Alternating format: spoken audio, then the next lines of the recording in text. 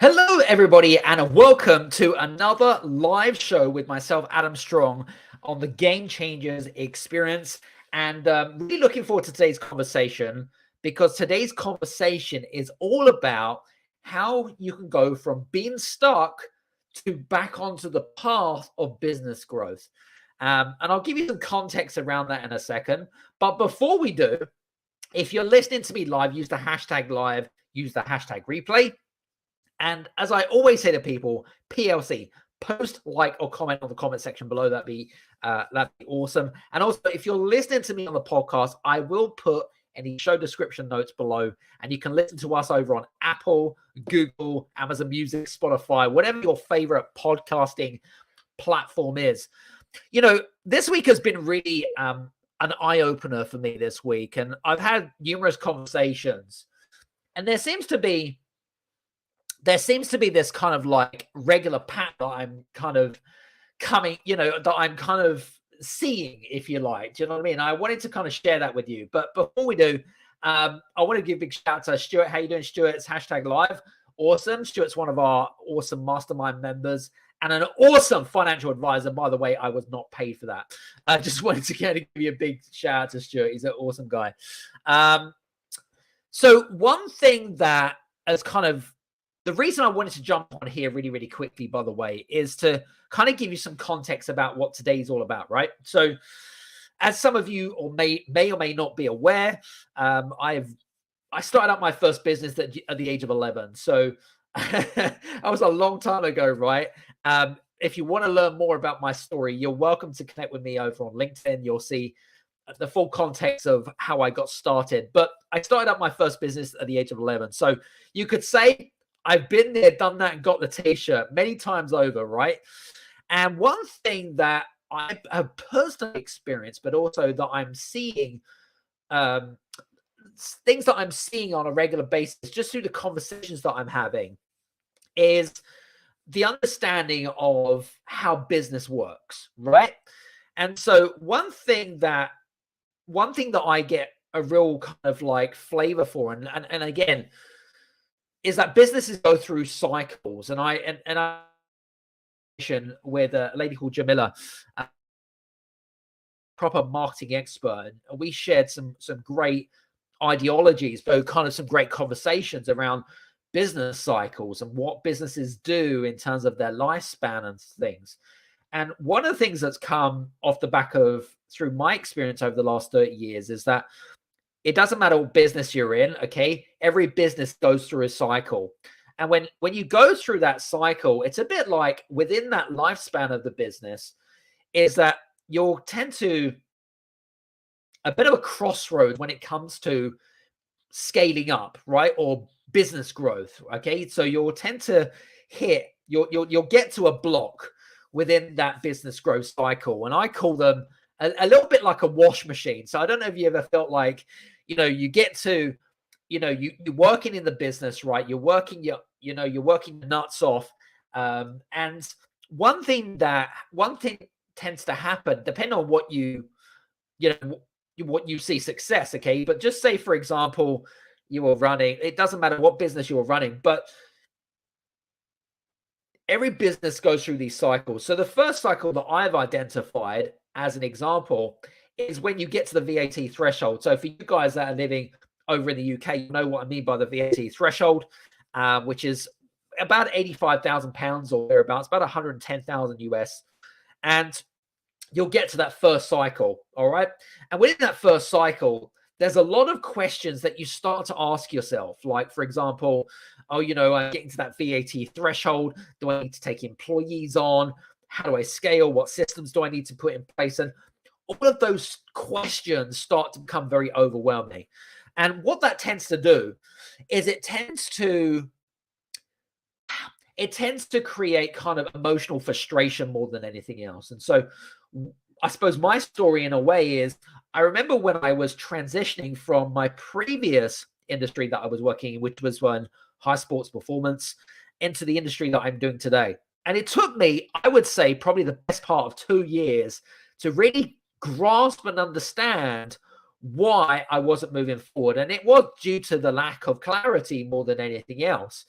But also, for a typical business that goes through these business cycles, what that can do is it can cause a massive amount of frustration in your business, but also you start to really question, you know, the integrity of yourself. You start to question how good you are. You start to question, you know, you start to kind of become hypercritical about where you're at. Does that make sense?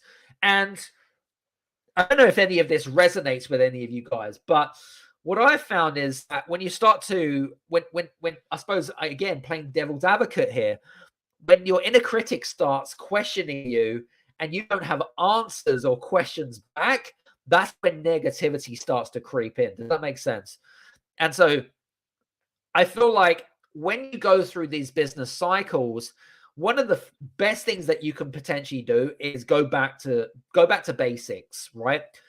Look at the core foundations and ask simple questions such as, why did I start my business in the first place? Right? What's the premise behind it?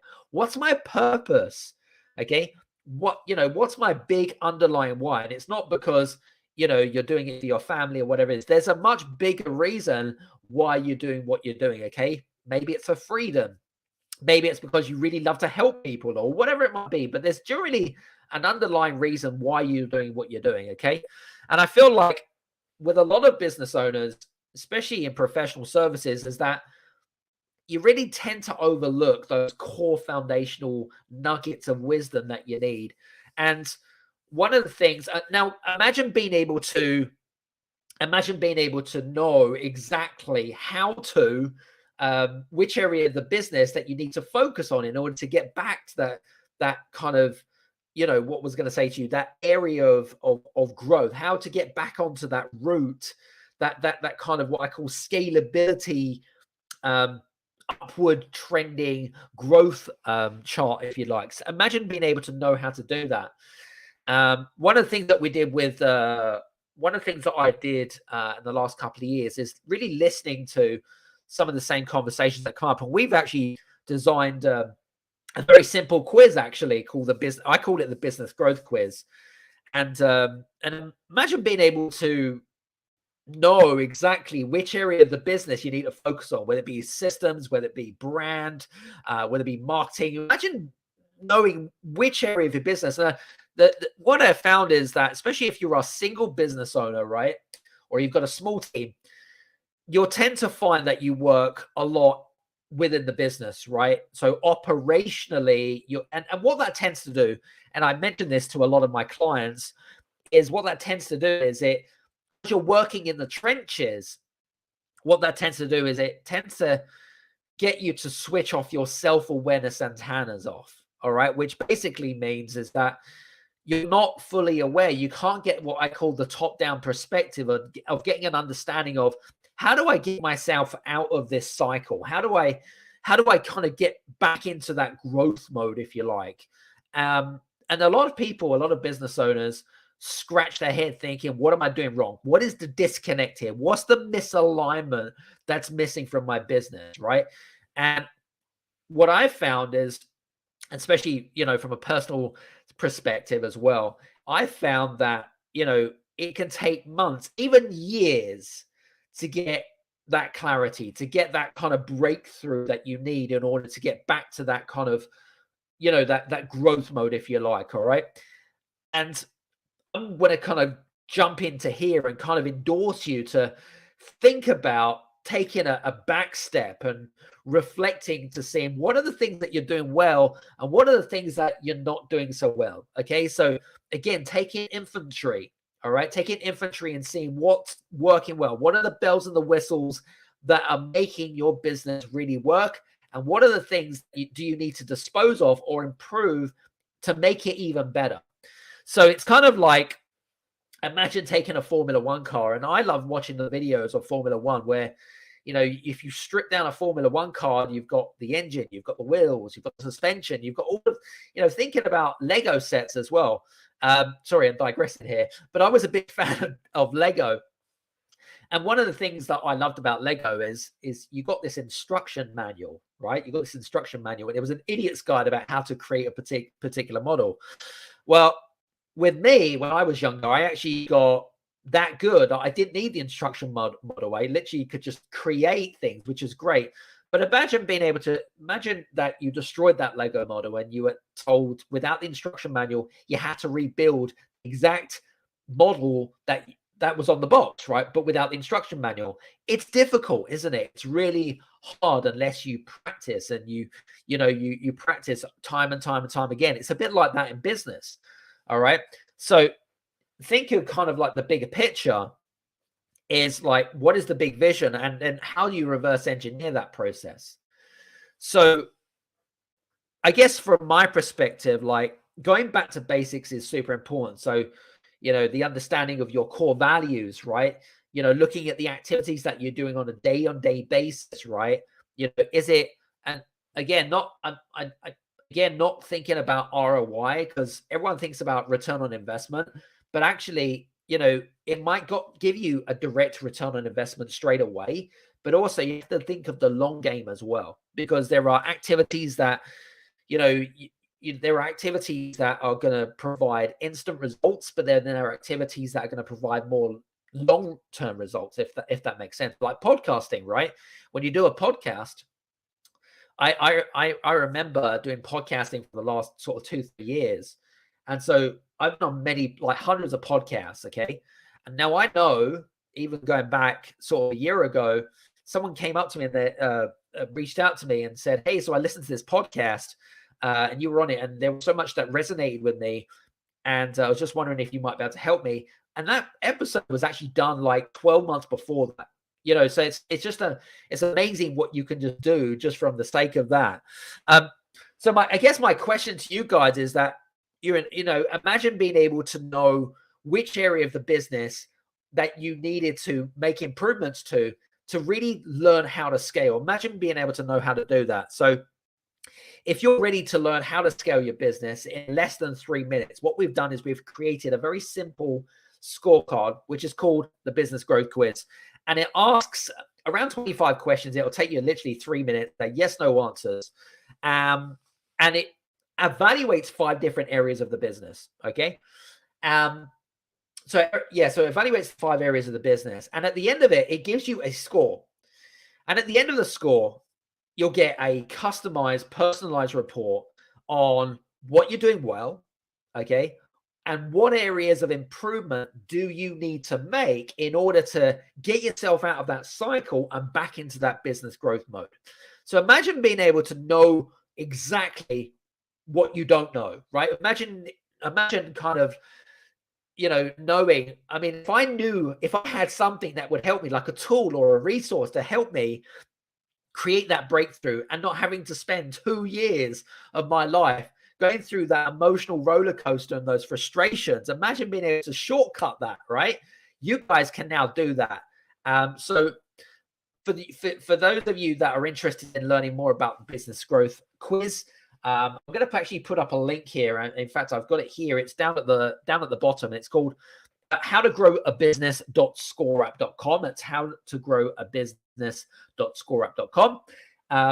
Go to that, because I feel like you're really going to get some amazing breakthroughs, and I'd love to get your feedback on the scorecard, and if it's really helped you more than anything else, because I feel like you're going to save so much time and heartache. All those things that I did for 2 years, and that kind of like that emotional roller coaster is just. No, I don't like people to go through that. Yes, we have to go through growing pains. Of course we do. But imagine being able to know exactly what you need to do to make the improvements, to get back into that kind of, back to your happy self, back to helping clients, back to, the things that you need to put in place in order to get to where you want to go. Imagine being able to do that. Okay. And you can do that by filling in the Business Growth Quiz. It will help you give you more focus. It will help you give you more direction. And it will help you kind of demystify, and it will help you demystify a lot of things and some of the questions that you're probably asking yourself right now. And it will help you keep that kind of inner critic in check. So I just wanted to kind of share that with you. So listen, enough from me. I hope that you've enjoyed today's episode. If you have enjoyed today's episode, use the hashtag live, use the hashtag replay, of course. We're going to put all the show description notes below.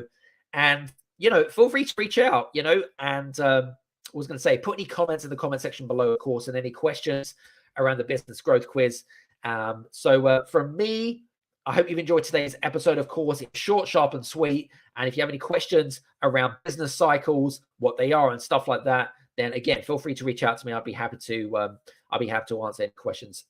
Well, so listen. Hope you have a great day, week, month, whenever you listen to this, and we'll speak to you soon. Take care. Bye bye.